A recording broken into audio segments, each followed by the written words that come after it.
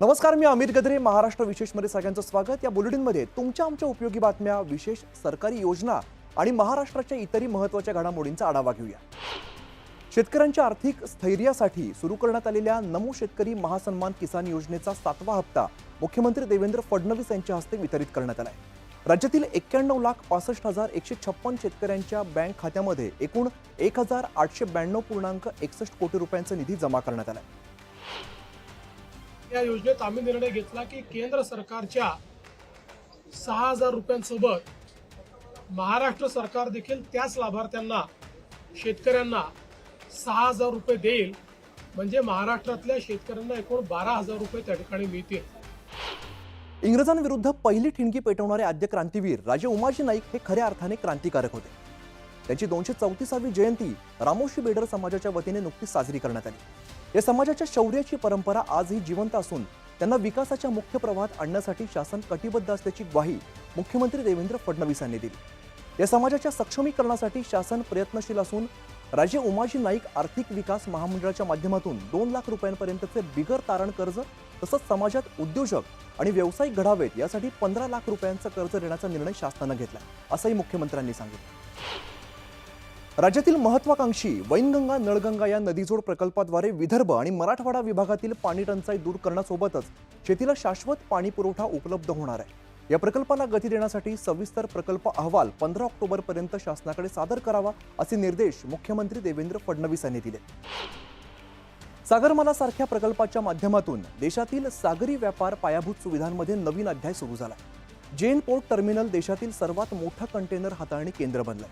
भारत सागरी आर्थिक महासत्ता होण्यात महाराष्ट्राचं योगदान मोलाचं ठरेल असा विश्वास मुख्यमंत्री देवेंद्र फडणवीस यांनी व्यक्त केला. JN port PSA Mumbai terminal phase 2चं उद्घाटन झालं. पंतप्रधान नरेंद्र मोदी आणि सिंगापूरचे पंतप्रधान लॉरेन्स वोंग यांनी ऑनलाईन उद्घाटन केलं.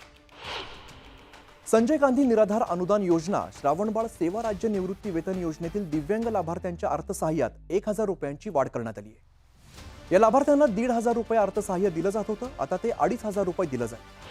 आता बातमी नागपूर संदर्भातली. नवीन नागपूरसाठी नागपूर महानगर विकास प्राधिकरण NBCC आणि हुडको यांच्यामध्ये सामंजस्य करार करण्यात आला.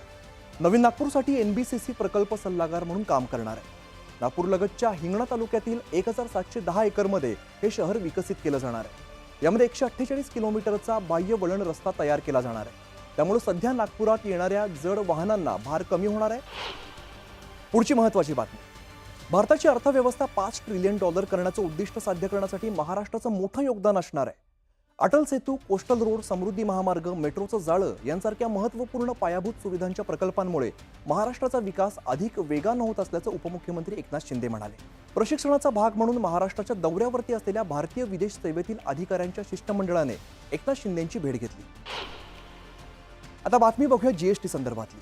केंद्र सरकारने GST बाबतचा केलेला बदल हा ऐतिहासिक आहे. या निर्णयामुळे सर्वसामान्य माणसांचं जीवनमान सुखकर होईल असा विश्वास उपमुख्यमंत्री आणि अर्थमंत्री अजित पवार यांनी व्यक्त केला.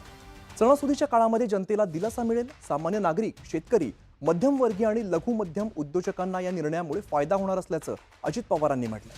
तर केंद्राने GST स्लॅब 12% आणि 28% रद्द करून केवळ 5% आणि 18% असे 2 स्लॅब ठेवण्याचा निर्णय घेतलाय.